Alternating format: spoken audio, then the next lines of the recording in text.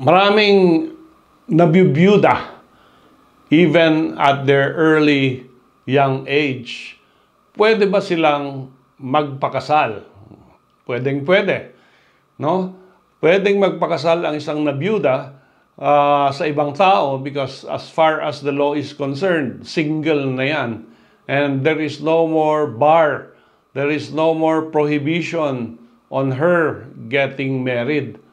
Kaya lang, under Republic Act 8533, yung ating family code, kailangan may number of days after the death of your husband bago ka pwedeng magpakasal, no?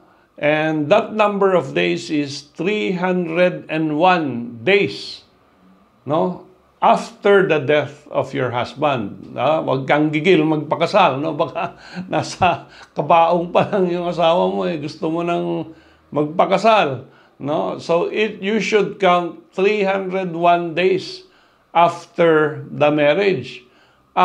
Meron ding penal provision ito under Article 351 of the Revised Penal Code. Illegal marriage ito pag within 301 days.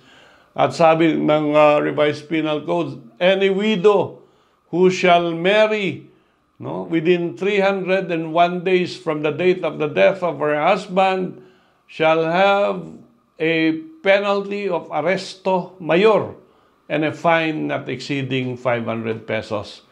So, ano ba bang purpose nito? Ano bang kagimikan ng gobyerno? At ayaw kayong magpakasal within 301 days? It is for purposes of determining a paternity of a child, no? Para malinaw na kung sakaling buntis ka later on, na hindi yung namatay mong asawa ang may ama doon sa bata, kundi yung future husband mo.